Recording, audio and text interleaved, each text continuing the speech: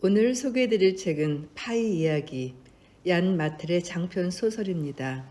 제가 5손가락 안에 꼽는 인생 영화 중 하나도 파이 이야기인데요. 이렇게 오늘은 그 원작 소설을 소개하게 되었습니다. 본격적인 소설을 시작하기도 전에 그 앞에 도입부에 있는 작가 노트가 흥미롭네요. 이 책은 내가 한참 허기에 시달릴 때 태어났다. 자세히 말하자면 이렇다. 1996년 봄, 내 두 번째 책인 장편 소설이 캐나다에서 출간됐다. 성공하지 못했다. 비평가들은 당황하거나 썰렁한 칭찬을 하는 정도였다. 또 독자들은 이 책을 무시했다. 어릿광대나 고개사 노릇까지 불사하며 언론 홍보에 주력했지만 소용없었다. 내 책은 동네 야구에 출장을 기다리는 후보 선수 아이처럼 서점 서가에 덩그마니 꽂혀 있었다. 난 큰 실패에 그다지 영향을 받지 않았다. 이미 다른 이야기를 진척시키는 중이었으므로 1939년에 포르투갈을 배경으로 한 소설이었다. 다만 마음이 불편했다. 돈도 별로 없었다. 그래서 본베이로 날아갔다. 세 가지만 알면 그다지 말 안 되는 짓도 아니었다. 인도에서 얼마간 지내면 어떤 생물이든 불편한 마음이 싹 없어진다는 점. 인도에서는 돈 몇 푼 갖고도 오래 버틸 수 있다는 점. 소설의 배경인 1939년의 포르투갈은 실제 1939년의 포르투갈과는 아무 관계도 없다는 점. 인도는 두 번째 여행이었다. 뭘 기대해야 할지 잘 알았고 내가 원하는 게 뭔지도 알았다. 어느 고원 지대의 휴양지에 자리 잡고 소설을 쓸 계획이었다. 널찍한 베란다에 놓인 테이블에 앉은 내 모습이 그려졌다.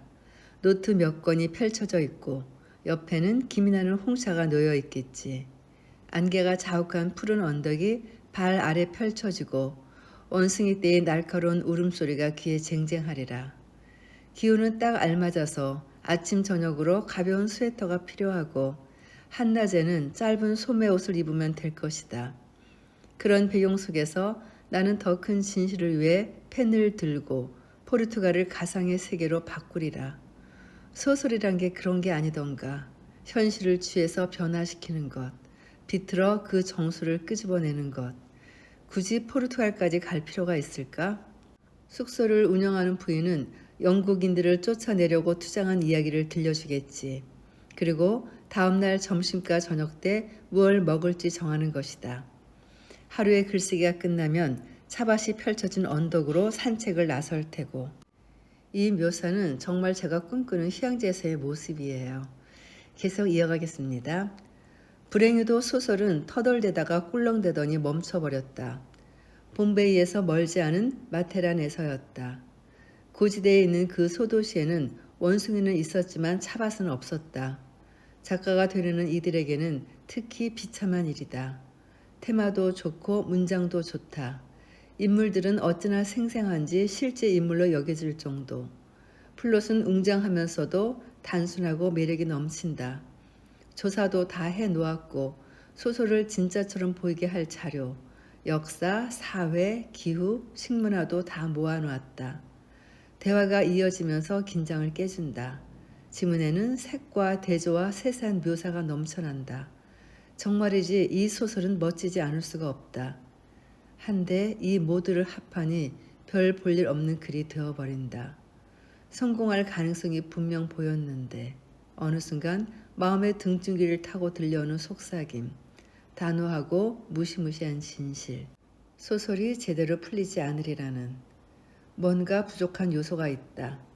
역사나 음식을 제대로 고증했든 아니든 이야기에 생명을 불어넣는 불꽃이 부족하다. 이야기는 감정적으로 죽어버렸다. 그게 핵심이다. 그걸 알면 영혼이 와르르 무너진다.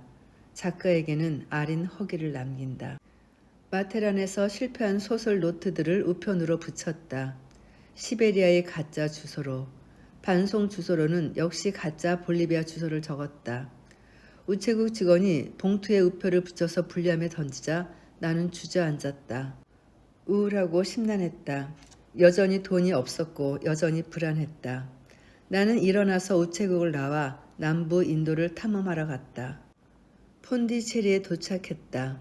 폰디체리는 마드라스 남쪽의 작은 자치구역으로 나밀라두 해안에 있다. 인구와 크기는 인도의 극히 일부에 불과하지만 역사적으로는 특별한 곳이다. 폰디체리는 식민 제국들 중 가장 미미했던 프랑스령 인도의 수도였다. 프랑스는 영국의 맞수가 되고 싶었으나 인도에서 식민지를 확보한 곳은 고작 작은 항구 몇 군데였다. 프랑스는 300년 가까이 이 식민지에 매달렸다. 1954년 마침내 프랑스는 멋진 흰 건물과 적당히 교차되는 드라마렌가와 생루이와 같은 넓은 도로를 남기고 폰디체리에서 철수했다. 나는 내륙가에 있는 인디언 커피하우스에 있었다. 초록색 벽에 천장이 높은 넓은 찻집이다. 머리 위에서 도는 선풍기가 덥고 습한 공기를 순환시킨다. 사각 테이블마다 의자가 4개씩 놓여 있다. 낯선 이들 사이에 수월하게 대화가 오간다. 눈이 반짝이는 활기찬 백발의 노신사가 내게 말을 걸었다. 친절하고 호기심 많은 인도인과 외국 배낭 여행자 사이에 오갈 만한 가벼운 대화를 마치고 일어날 시간이었다. 나는 웨이터에게 계산서를 가져오게 하려고 손을 들었다. 그때 노신사가 말했다.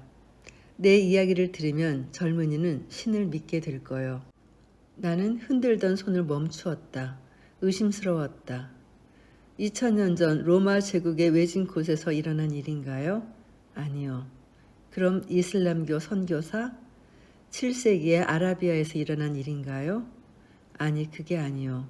몇 년 전 바로 이곳 폰디체리에서 시작되어 바로 당신네 나라에서 끝난 일이라오. 그 이야기를 들으면 내가 신을 믿게 될 거라고요? 그렇소. 난 잠시 머뭇거리다 커피 2잔을 주문했다. 우린 자기소개를 했다. 그의 이름은 프란시스 아드로 바사미. 내가 말했다. 이야기를 해 주시지요. 집중해서 들어야 하오. 식물원에 가봤어? 장난감 기차 트랙을 봤어? 일요일에는 어린이들을 위해 기차를 운행한다오. 하지만 전에는 매일 1시간에 2차례씩 운행되었지. 기차역들의 이름을 봤어? 한 곳은 로즈빌리더군요. 장미정원 바로 옆. 맞소. 또 다른 이름은? 기억이 안 나는데요. 간판이 내려졌어. 동물원 마을. 장난감 기차역은 로즈빌과 동물원 마을이었지. 오래전 폰디체리 식물원에는 동물원이 있었다오. 노인이 말을 이었다. 나는 요점을 메모했다. 그와 직접 이야기를 해봐야 하오. 나는 그를 아주 잘 알지만 이제 그는 어른이 되었어. 묻고 싶은 걸 당신이 직접 물어봐야 하오.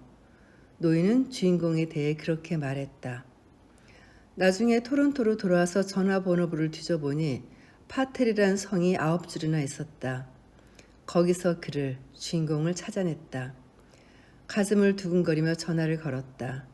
전화를 받은 사람의 말에는 캐나다 억양의 활기찬 인도 말투가 배어 있었다.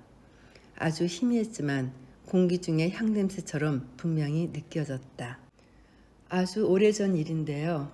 그는 그렇게 말하면서도 만나주겠다고 했다. 우리는 여러 번 만났다. 그는 사건이 일어나는 동안 썼던 일기를 보여주었다. 그를 잠시 유용하게 만들어준 누렇게 바른 신문 기사들도 보여주었다. 그는 사연을 들려주었다. 나는 들으면서 메모를 했다. 그로부터 1년쯤 지나고 상당한 난관을 겪은 끝에 일본 운수성으로부터 테이프와 보고서가 도착했다. 그 테이프를 들으면서 그 이야기를 들으면 신을 믿게 될 거라는 아디루 바사미 씨의 말에 동감하게 됐다. 파텔 씨의 이야기를 직접 듣는 게 자연스러운 듯 했다. 그의 목소리와 눈빛을 통해 들어야 마땅했다. 그러니까 앞으로 전개될 소설의 내용은 바로 이 파텔 씨의 이야기입니다. 작가 노트는 몇몇 사람들에 대한 감사 인사로 마무리를 하고 있습니다. 특히 마지막 감사 인사가 인상적입니다. 마지막으로 훌륭한 단체인 캐나다 문화원에 깊은 감사를 표하고 싶다. 문화원의 보조금이 없었다면 1939년에 포르투갈과 무관한 이 이야기를 엮어내지 못했을 것이다. 시민들이 예술가들을 후원해 주지 않으면 우리의 상상력은 극악한 현실의 재단에 희생될 것이다. 결국 예술가들은 아무것도 믿지 않게 되고 쓸모없는 꿈을 꾸는 것으로 끝나고 말 것이다. 소설의 본문은 크게 3부분으로 나누어집니다. 1부 토론토와 폰디체리, 2부 태평양, 3부 멕시코 토마틀라느 베니토 후아레스 병원. 1부는 주인공의 폰디체리에서의 어린 시절 이야기입니다. 저는 어린 시절 그의 집이었던 동물원에서 이야기가 가장 아름답게 느껴집니다. 내게 그곳은 지상 낙원이었다. 동물원에서 자라면서 좋은 기억밖에 없다. 난 왕자같이 살았다. 어느 토국 왕의 아들이 이렇게 넓은 땅에서 뛰어놀았을까? 어느 궁전에 그런 동물원이 있었을까? 어린 시절 내 자명종은 당당한 사자들이었다. 사자들은 스위스 시계같이 정확하지는 않아도 새벽 5시 반에서 6시 사이에 반드시 포효했다. 원숭이와 찌르레기, 몰묵한 앵무새의 울음소리가 요란하면 아침 식사 시간이었다. 나는 어머니뿐 아니라 눈을 반짝이는 수달과 억센 아메리카 들소의 인자한 눈길을 받으며 등교했다. 오랑우탄들도 기지개를 켜고 하품을 하며 배웅해 주었다. 나무 밑을 뛰어갈 때는 고개를 번쩍 들어야 했다. 안 그러면 공작에게 오줌똥 세례를 받으니까. 이른 아침 박쥐 소굴인 나무 옆을 지날 때면 박쥐들의 끽끽대는 불협화음이 쏟아졌다. 외출할 때면 테라늄 앞에서 걸음을 멈추고 개구리를 구경했다. 연두색이나 노란색, 진한 청색, 갈색, 연한 녹색 개구리들이 있었다. 어떤 때 새에게 시선이 가기도 했다. 홍학이나 검은 고니, 아랫볕이 늘어진 화식조, 더 작은 것들로는 비둘기나 찌르레기, 얼굴이 복숭아 같은 모란 앵무, 남미산 앵무새, 오렌지빛 잉꼬, 코끼리, 물개, 큰 고양이나 곰은 아직 안 일어났지만 개코 원숭이, 짧은 꼬리 원숭이, 망가베이 원숭이, 긴팔 원숭이, 사슴, 맥, 아메리카 낙타, 기린, 몽구스는 일찌감치 일어나 있다. 아침마다 정문으로 빠져나가기 전 내가 마지막으로 바라보는 광경이었다. 평범하면서도 잊히지 않는 광경. 거북이들, 무지갯빛의 주둥이를 가진 비비, 품위 있게 침묵을 지키는 기린, 무지하게 커다란 입을 벌린 하마, 마코 앵무가 철조망 울타리에 올라가 있고 넓적부리 황새는 부리를 딱딱이며 인사를 건넸다. 노세한 낙타의 음탕한 표정하며 나는 이런 풍요로움을 음미하며 걸음을 재촉해 학교에 갔다. 방과 후에 나 코끼리가 땅콩이 있을까 해서 다정하게 내 옷을 뒤지는 기분을 맛보며 한가롭게 보낼 수 있었다. 오랑우탄은 내 머리카락을 뒤지며 진드기를 찾다가 아무것도 없으면 실망하며 시근댔다. 물개가 물속으로 미끄러지거나 거미 원숭이가 그네 타듯이 누비고 다니고 사자가 고개를 돌리는 광경을 잘 설명할 수 있으면 좋으련만. 하지만 언어는 그런 바다에서 잠겨버리게 마련인 것을, 그 느낌을 맛보고 싶다면 머릿속으로 그려보는 편이 낫다. 대자연에서와 마찬가지로 동물원에서도 해뜰녘과 해질녘이 가장 멋진 시간이다. 동물들은 그때 생기를 띠니까. 그들은 움직이기 시작해 우리를 떠나 살금살금 물가로 간다. 동물들은 속살을 보여준다. 노래한다. 서로 의지해서 의식을 치른다. 그것을 지켜보고 귀담아 듣는 이는 큰 보상을 받는다. 난 헤아리기 힘들 만큼 오랫동안 다양한 생명의 표정을 지켜봤다. 그 표정들은 우리가 사는 이 땅을 아름답게 만들어준다. 감각이 마비될 정도로 밝고 시끄럽고 묘하고 섬세한 표정들이다. 신과 종교에 대해 어처구니 없는 소리를 짓거리는 것처럼 사람들은 동물원에 대해서도 헛소리를 많이 한다. 그릇된 정보를 얻은 순진한 이들은 동물이 야생이라야 행복하다고 생각한다. 그건 사실이 아니다. 야생 동물들은 가차없는 서열 체계의 지배를 받는다. 언제나 공포를 느끼고 먹잇감은 부족하고 영역을 사수해야 하고 기생충을 참아야 한다. 이런 맥락에서 자유란 어떤 의미를 지닐까? 야생 동물들은 공간도 시간도 자유롭지 못하고 관계에서도 자유롭지 못하다. 이론적으로는 동물은 인습과 자기 종족에게 지어진 경계를 무시하고 스스로 선택할 수 있다. 하지만 그런 일은 일어나지 않는다. 예컨대 평범한 관계 속에 살던 상점 주인이 주머니에 든 잔돈품만 갖고 모든 걸 버리고 입은 그대로 자기 인생에서 걸어 나간다고 가정해보자. 굉장히 대담하고 지적인 사람이라도 낯선 곳을 배회하지는 않는다. 하물며 인간보다 기질이 더 보수적인 동물이 그럴 수 있을까? 동물은 원래 그렇게 보수적이다. 동물은 아주 작은 변화에도 당황한다. 동물은 며칠이고 몇 달이고 똑같기를 바란다. 놀라는 것을 아주 싫어한다. 공간에 대해서도 그런 반응을 보인다. 동물원이든 야생이든 어느 곳에서나 장기판 위에 말처럼 움직인다. 야생 동물은 그런 이유 때문에 계절이 바뀌어도 언제나 같은 길을 다닌다. 동물원에서는 어떤 동물이 평소 자리에 평소 그맘때 평소 자세로 있지 않으면 무언가 일이 생긴 것이다. 사소한 환경 변화만 있어도 반응을 보인다. 집만한 곳은 없다라는 말도 있지 않던가. 동물도 똑같다. 동물 세계에는 텃세가 있다. 그게 동물들의 마음을 이해하는 열쇠다. 익숙한 영역에서만 야생 생활의 혹독한 의무 두 가지를 완수할 수 있다. 적을 피하는 일과 먹고 마실 것을 얻는 일. 생물학적으로 균형이 잡힌 동물원 군에도 또 다른 영역이다. 다만 크기가 별다르고 인간의 영역과 가깝다는 점만 다를 뿐이다. 대자연에서 차지하는 영역보다 훨씬 작은데도 이유가 있다. 야생의 영역은 취향 때문이 아니라 필요 때문에 넓다. 동물원은 집이 사람에게 해주는 일을 동물들에게 해준다. 야생의 영역에서는 뚝뚝 떨어져 있지만 동물원에서는 우리라는 좁은 공간에 모여 있다. 우리에 들어오기 전에는 동굴이 여기 있고 강이 저기 있고 한참 떨어진 곳에 사냥터가 있고 그 옆에 언덕이 있고 산딸기는 저 멀리 있었다. 언제나 사자, 뱀, 개미, 거머리, 덩굴 온나무에 시달려야 했지만 이제 손이 닿는 곳에 있는 수도꼭지에서 강이 흐르고 잠자리 바로 옆에서 몸을 씻고 요리한 곳에서 식사하며 집에 담장을 쌓을 수 있고 깨끗하고 따뜻하게 보존할 수 있다. 사람의 집은 기본 욕구를 가까이서 안전하게 해결해주는 영역 안에 있다. 동물원은 동물에게 마찬가지 역할을 해준다.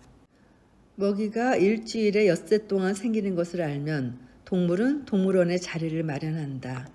자연에서처럼 새 영역을 차지하고 탐색하며 소변을 뿌려서 영역을 표시한다. 일단 2주 의식을 치르고 자리를 잡으면 초조한 세입자 같은 기분을 느끼지 않는다. 갇혔다는 느낌은 더더욱 없다. 오히려 주인이 된 기분을 느끼며 동물원 안에서도 야생 그대로 행동한다. 침범을 받으면 사력을 다해 영역을 지킨다. 그렇게 동물원에 가두는 것이 야생으로 사는 것보다 객관적으로 더 나을 것도 나쁠 것도 없다. 동물의 욕구만 충족된다면 대자연이든 인공환경이든 영역은 기정사실이 되어버린다. 그런 폰디체리 동물원이 이제 없어졌다. 동물들이 살던 굴은 메워지고 사육장은 무너졌다. 이제 폰디체리 동물원을 구경할 수 있는 곳은 한 곳뿐이다. 바로 내 기억 속. 동물원을 운영하던 아버지가 동물원을 정리하고 캐나다로 이민을 가기로 결정한 것이지요. 그러나 소설 일부에서 동물원에 대한 추억은 계속 이어집니다. 나는 동물은 동물이라는 교훈을 배웠다. 2번이나 배웠다. 한 번은 아버지에게서, 또 한 번은 리처드 파커에게서. 일요일 아침이었다. 나는 혼자 조용히 놀고 있었다. 그때 아버지가 불렀다. 얘들아, 이리 나와봐라. 뭔가 잘못된 것 같았다. 아버지의 말투 때문에 마음을 졸였다. 내가 한 일을 돌이켜봤다. 문제가 없었다. 거실로 나갔다. 어머니도 거기 있었다. 이상했다. 동물 사육과 자식들 교육은 아버지 담당이었다.